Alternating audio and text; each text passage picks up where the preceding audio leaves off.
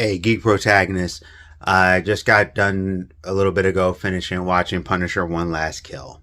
For anybody that knows me, I'll give a quick skinny. I think Punisher is one of the best characters in comics, in a sense that you can ground him in heavy reality and tell really deep reality stories. In Marvel, the stories where superheroes, the Captain Americas and the Thors aren't there kind of thing, but you can also put him in that thing with Thor and everything, or Cosmic Ghost Rider, all that stuff. But Punisher is a very deep psychological character. To me, he's like on the levels of like Batman. We're dealing with that kind of trauma and the trauma of loss and family and how it can affect you. And with him also being a war veteran on top of being losing his family and everything. And I don't like when Marvel tried to pull that, oh, he was always crazy thing. No, we're not. No. It was trauma. And that, I go exactly with that. He had the trauma. He had the PTSD. He lost his family to some, crazy violence. And then he reacted as some people would have. No, I'm going to take them out. So that's how I view Punisher. I think he's always been a great character. Good stories. If you can get your hands on Punisher Kill Crew, that's a great Punisher centric story. So, I'm waiting to get that rest of that comic. I only read the first 2 issues, but I was able to find the trade paperback, so I may review that at some point. Anyway, like I said, I've been really busy and stuff, but I'm hoping to read it. Punisher One Last Kill.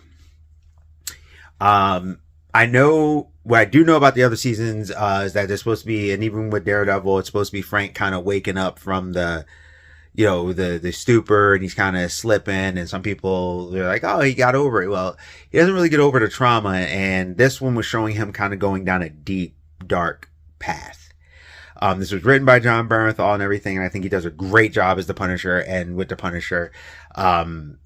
This one is not for the kids, definitely special presentation. And every Marvel special presentation has been some of my favorite stuff on Marvel, because Elsa Bloodstone was introduced in Werewolf by Night, which I was super happy about that. Werewolf by Night is awesome.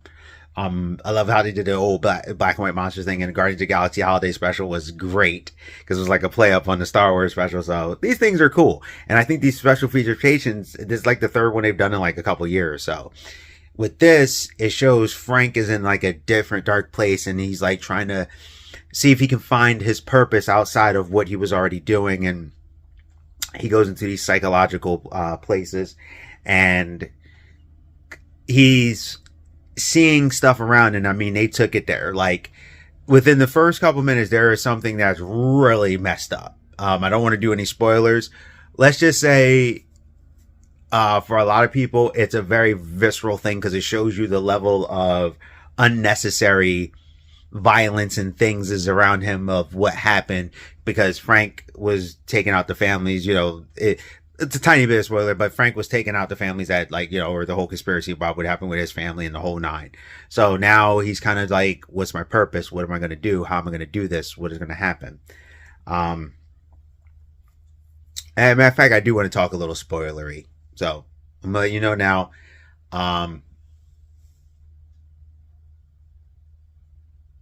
Yeah. Okay. So I gave you a few seconds. Now I'm going to go into the spoilers. So the thing that happens is that this dude basically goes knock knock, and he hits people, and he takes a guy's dog and just throws it in front of a truck. Like that was like within the first 3 minutes of the show. I was like, what? And you see Frank, he's like seeing things, he's hallucinating, but it's also because he's slipping. And kind of the way they play this out is like, it kind of reminds me of the original movie, where he's like thinking and he's doing, and his family kind of keeps him going. They do kind of play that up to a degree, in its own way. Still very good way. It's a good way, just different, but same. But where I think this shines is that it's very fast paced. And it could have been a little bit longer. I mean, I didn't mind it. I think it was like 40 minutes, or 45 minutes or something. I feel like it might have benefited from maybe being an hour. It didn't hurt to me. I actually enjoyed it. I would have liked a little more. And that's not even a thing. I wanted more, which means it was good. And I wanted more of the good stuff. They definitely did the whole thing with like Raid and Dread, with the whole thing in the building, and you find out what happens with the the thing with the families, like the Nucci family, and it's like literally like The Raid, where he's like, oh, everyone's coming at him, and like I said, like Dredd. It reminded me of Dredd, and you see Frank finally have to just go off, and I mean, you see all types of stuff happen when they even attack the building. Like, they're not just attacking Frank, they're going crazy, and something almost happens to a woman, and Frank goes off, and it's pretty brutal, and it was really cool. And then they had a great kill, like they had a great thing with a pen. I was like, that was definitely some John Wick stuff. And you see Frank doing what he's doing, but it seems like he's trying to find his purpose again. He's like, okay, I did this. What's my purpose now? Should I even be here? What's going on? And he's like in a deep, dark place. And you could tell like John was giving a performance, like he was upset and he was crying, and he was going through a lot. He didn't even know if stuff was real. Like it was really good to show like the trauma that this man is truly going through. But then, like, from there, the action, top notch. This is some of like Netflix level brutality. I loved it. Hits that he was doing, some of it could have been a little bit more bloody, but it wasn't necessary.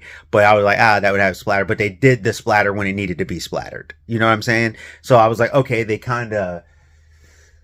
chose the things, and it was still very violent. So sometimes you would see like this, but you wouldn't see a lot of blood, but it made sense. And I was like, okay, I see what you did. Like, they're saying it's surfer level, but that one, they wanted to make sure that when this hit, it hit even harder. Like, cause when he did splatter somebody, it was like, it felt more visceral. So I thought that was really good how they pick and chose how violent and the reaction of the physicality to that violence was. So I thought that was really smart. But definitely I had a lot of heart in it still, and the heart stuff was very good.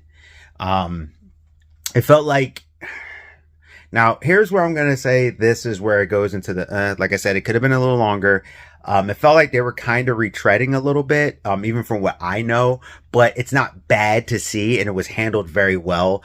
But there's only so many times you're going to see Frank. You need to see Frank keep going through this thing where he's not being Punisher.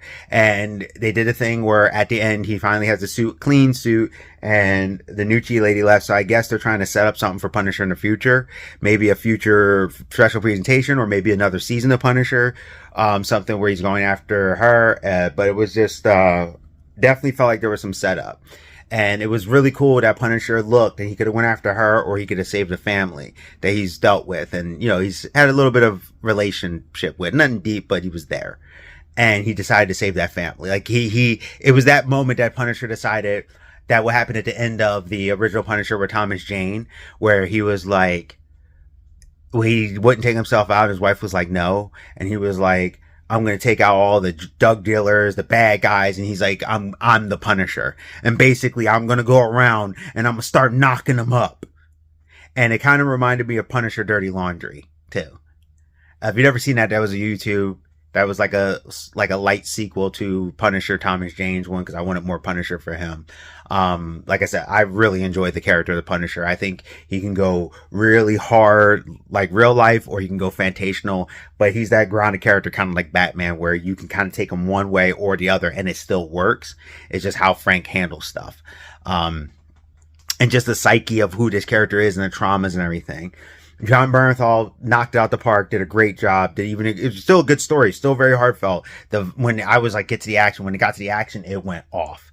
The only thing I would like to have happen is that I want, if they do another Punisher series, the presentation, something, even a movie, I need him to be Punisher the whole time. Like the whole, he doesn't put on the suit until the end thing, and they did that with the Daredevil and stuff, and then the other Punisher. I mean, I enjoy it.